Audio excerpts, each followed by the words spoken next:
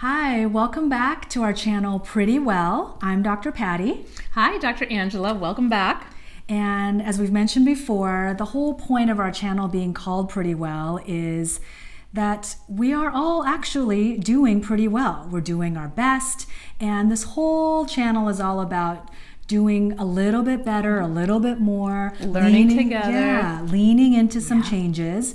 And so one thing I tell my patients a lot, and we think about naturopathic medicine as being about herbs and supplements and all natural medicine. But if you take a little step back, it's really about our connection to nature. And I do feel that the health of the planet affects the health of our bodies. Our bodies affect the health of the planet, vice versa. There's a relationship there. The interconnection, for sure. So today we want to talk a little bit about how to be more, maybe not zero waste. I think that's a really challenging goal, but to be less waste, to use maybe less plastic. To be mindful. To be mindful, yeah. So we're going to talk about just some ways to incorporate some of these habits into your lifestyle. And, there's a whole spectrum of ways that you can make some changes. That are really easy and will make a very big difference in terms of the impact of how we're affecting the earth and keeping the earth healthier for generations to come. So. Absolutely.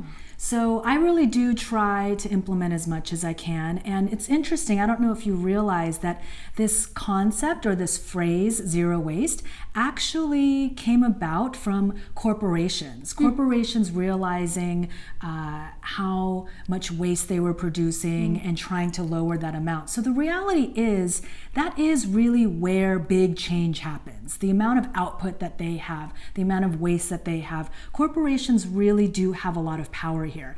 Our power lies in how we spend our money, how we speak about our choices, and also the everyday little things. The daily habits, those little things. Yes. Yeah, because whether it's health or how much plastic you're using, it's really about the little things that we do consistently as opposed to the big thing that we do every once in a while. Yep. That makes more of a difference. So in my life, fashion is one area that we really want to try to make some changes. That's not to say that there aren't some fast fashion pieces sitting in my closet, that there aren't some, polyester fabrics or, unnatural fabrics in my closet, but I'm trying to make more changes. And as you can see, and you probably see in other videos, I do have a very special place in my heart for linen. And I used to make fun of women who wore linen all the time, especially when I was in my 20s. Yeah. We went to medical school in Portland, Oregon, where a lot of our teachers, a lot of creatives, lots of linen.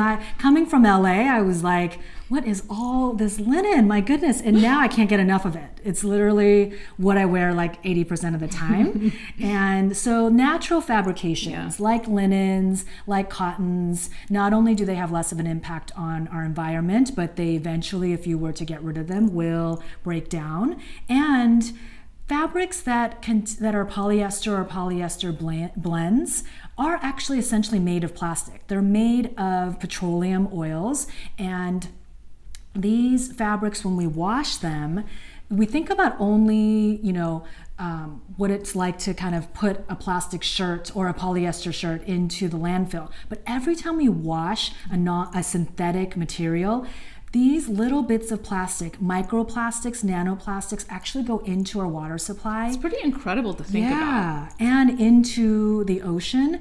And they did a study, or there was some information recently, not very recently, but about how, this is kind of morbid, so I'm sorry, but little warning here. Here it comes. But that dead bodies are not decomposing at the rate that they used to because we are so full of plastics. So from all the hormonal disruption and endocrine disruption and health issues and toxicity that we get from plastics in our water and our food and our things, it's also affecting us in death, if you can believe it. So fabrics, fashion, doing as much sustainable fashion as you can, natural materials, but also buying vintage or buying secondhand or buying used is also an excellent way to maybe incorporate some pieces that you like that are maybe not completely linen or cotton or whatnot, where you can kind of explore.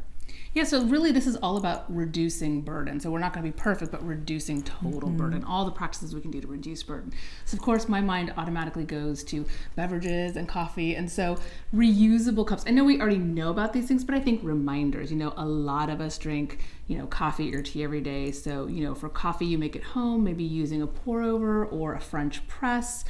When you take your coffee to go, having some kind of a thermos or, reusable cup. When you go to the coffee store, trying to have a for here cup when you're drinking, your beverage. Those are all ways where most of us have multiple trips to the coffee store per week, if not daily. And so that really adds up with all those disposable cups. Yeah, I actually have mine right here. I'm a huge lover of mason jars for everything. Me too. Storing things in the kitchen, but and they're cheap. You can buy like a box of 12 and use them for so many different things. So I use this thing called a kapow lid, and now when this came out years and years ago, they were very innovative, but now a lot of companies make a version of this. And so you just slip it into the little lid and it goes on. And if I'm going to my local coffee shop or getting some tea, this morning I had a decaf almond latte, got it in my little mason cup with a kapow. Now here's the thing, we're talking about less waste. There's sort of two aspects, less plastic as well as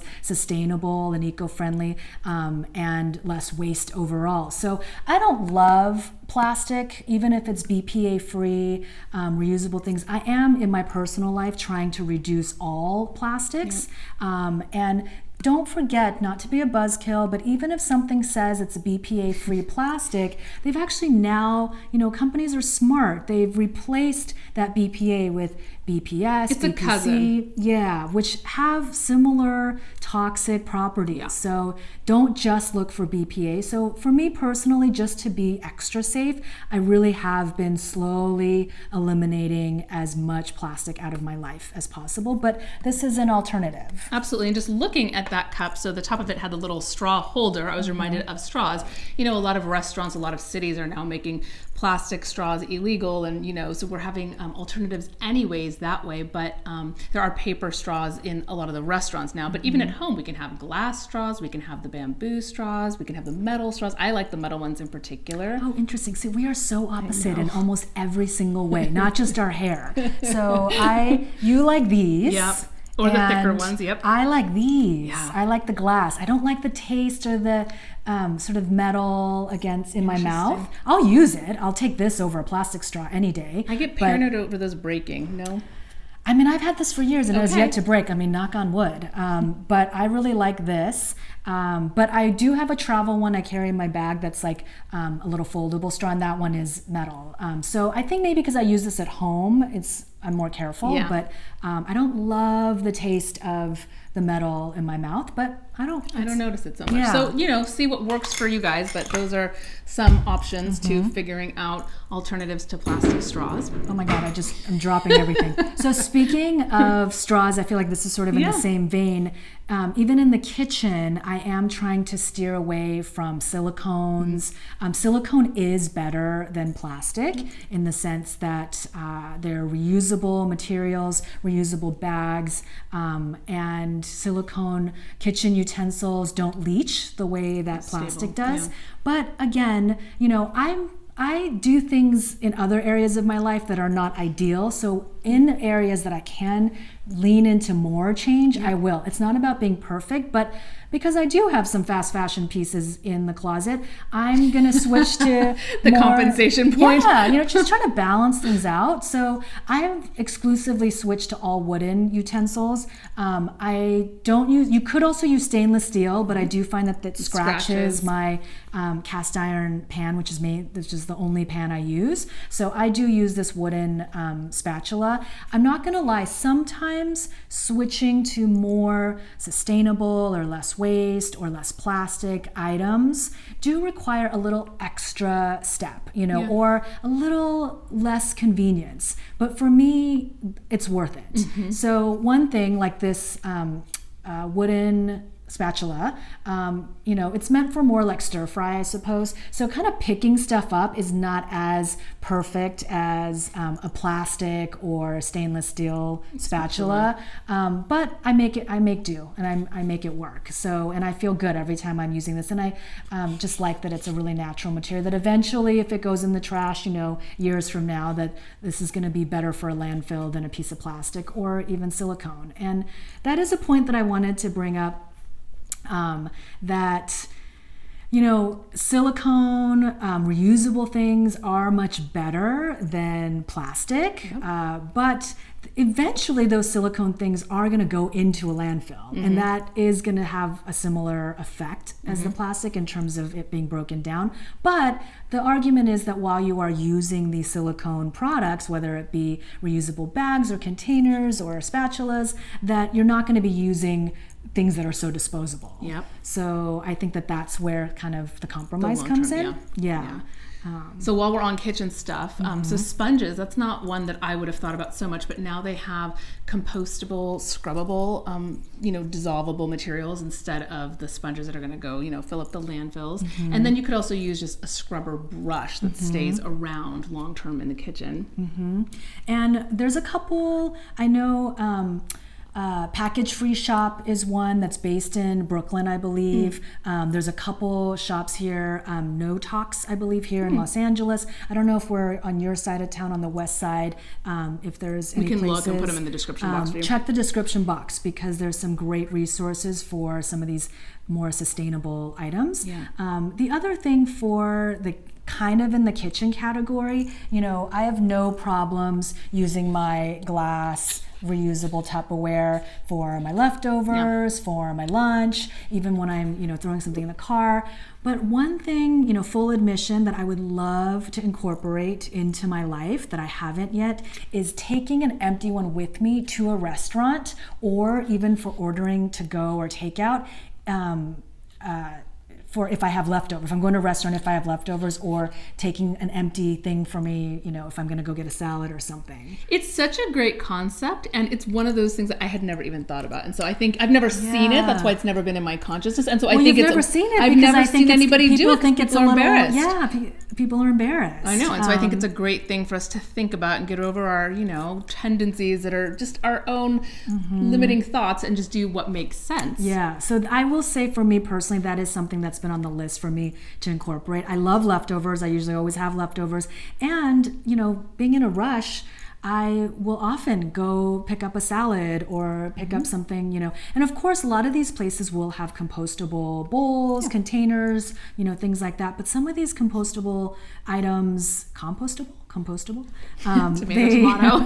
they don't actually break down very quickly. So yes, it's better than like a plastic or a styrofoam, God forbid, but it's going to be even better if you've already got this container and you can just say, hey, can you put it in here? But yes, there is something a little bit like self-conscious, not even embarrassing, but you feel a little self-conscious. It's awkward. It's not the most socially smooth thing to be like, here's my Tupperware, so my glass I have Pyrex. no problems taking my mason jar cup to the coffee shop. I have no problems using my straws, all of that. But this is one area where I would You're really going to make like it the new social norm, I mean, There's Dr. Patty. One woman at a time. Exactly. So speaking of the compostable materials, I was thinking about paper. How much paper, goes on still. I mean, I think we're more mindful, but just like the little ways that we can all be reducing paper. I think receipts are a common one. A lot of times we don't need the receipt that we're going to get at the store, and so trying to do more electronic thing. Definitely for your online bills, switching to paperless, that's a wonderful thing to do. There are now some websites where you can opt out of junk mail, and so we'll look at some of those and put some of those in the description box for you. But just, any of the various ways, even like the household products, like the napkins, the tissues, just switching to a cloth to dry your hands in the kitchen, a handkerchief to, blow your nose instead of the Kleenex all the time. Just little ways. Yeah, I'm basically in the 1800s, because I've actually been carrying a handkerchief around for quite a long time. And I love it. And sometimes I've been in bathrooms that didn't have paper towels, which, we shouldn't be wasting paper anyway. This kind of goes along that vein. But, you know, maybe I didn't want to use the dryer, or the dryer was broken. I've had my handkerchief, and it's so great just to have that when I've had colds, just instead of wasting so much tissue. So I actually have been implementing the handkerchief She's ahead of the curve, this one. Or like really old. Not so much ahead of the curve, like sort of trapped in the 1800s, however you want to look at it. So another industry that uses a lot of waste, and you know, it's getting a lot better, but one industry is the beauty industry. And as someone who loves skincare and makeup, I'm not gonna lie, that's another area where I have a lot of things that aren't recyclable. You know, even if something is a glass jar, it may have a pump, or it may have a spray, and that part isn't recyclable. So one area of beauty that I do try to implement are, and I've mentioned this in a previous video, are these little cotton rounds. These are made of organic, unbleached cotton. And I use this to remove my makeup, to apply toner, instead of using tons of cotton pads. So, you know, I wear eye makeup every day. I use jojoba oil to remove that. I usually apply some kind of toner, maybe with a cotton round, so I'll do that. So I love these, and kind of like what I was saying before, the reality is sometimes switching to things like this does take a little bit more effort. Definitely. So it takes an extra second for me to hand wash these to really get that stain out. And I do try, because I'm removing eyeliner and things like that, I do try to wash it instead of waiting to put it in the wash. And sometimes I'm tired. It's like hard to even just wash my face at night sometimes. So I have had times where, like, you know, maybe 6 to 10 of these will be piled up by my sink, kind of like washing makeup brushes, which is a little bit of a chore. So then I'll kind of go through and wash them all. So I'm not gonna lie, you know, putting forth the effort to help ourselves, help the environment, sometimes does take a little bit more extra time and work. But like I said, it's a priority for me, and I do think it helps. So whatever you can do, you know, if you can, it's harm reduction, just that. the little steps, harm reduction. Yeah. And then I always think about, this is another really common area, but just a good reminder, and we also did mention it in a previous video, but anything related to our periods. So whether that be using a period cup, again, that's a medical grade silicone. Is that going to go in a landfill someday and be hard to break down? Yes. But while you're all the months and years that you're using that period cup, you're not going to be using disposable tampons or pads or plastic liners, you know, things like that. For me, I opt for period underwear. This is by Thinks, and we'll put the link down below, but I really like these for when I'm on my period, and I'm actually wearing it right now, and I enjoy them. They had a Memorial Day sale recently, so you stocked up. I bought a few extra, and so I really like them. They're really great. So that's another option, but the period cup is great too, or reusable pads, which is another option if you want to go that route. Yeah, my mind just went to electronics too, and like how much, you know, we have so many like remote controls and this and that, and so batteries, rechargeable batteries, it's another area. Yeah, I love my battery charger, and you know, you don't realize how many batteries are used in the house until you kind of your mouse collect pad, your remote controls, your there's lots of electronics. So I do love mine, and it's great, and you don't have to just keep throwing out all those batteries. Yeah. That's everything I've got. Is there anything else you've got on your list? One last thing I would say is, if you are able to compost, that's another great way to even just food waste, you know, but definitely lowering your plastic use. And again, not to sound like a broken record, but if you can't do completely zero waste where you're eliminating something altogether, the next step would be to use something reusable. I think Stasher is another company that makes silicone bags. There's several silicone bag companies out there, but even something like this, you know, BioBag, this is the brand that I use for my pet waste when I take my dog on a walk. They have poop bags, and I feel a little bit better that they're biodegradable than using the plastic bags. So if you're someone who just is hooked on Ziploc bags or plastic bags. You know, at least these, they kind of come like this. They're compostable, biodegradable, so that's going to be a little bit better. So there's always a way that you can kind of lean into a little bit of change. Yep, it was great. I was actually at Air One. There's a new one that just opened in the Palisades for those of you who are in the LA area. And those of you in Iowa are like, what? I know, it's like the best health food store ever.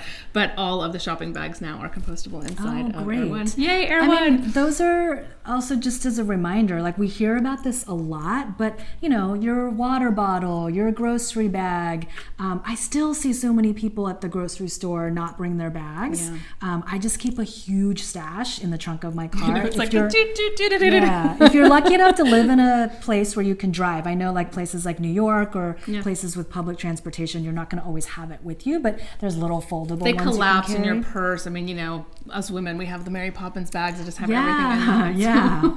So, you know, every little bit helps. Yeah. And even the things that just kind of go in one ear out the other because we're hearing it so much now, just keep implementing those on a more consistent basis. And ideas will keep dropping in. And so just experiment with what's fun. You know, again, some extra effort, but a lot of these are not that hard and they make a big difference. So do your best, share with the community what you have figured out that works for you in terms of keeping our planet healthy, and we'll all do better together. Thank you so much for watching, and we'll both be back here very soon. Take care, everyone. See you soon.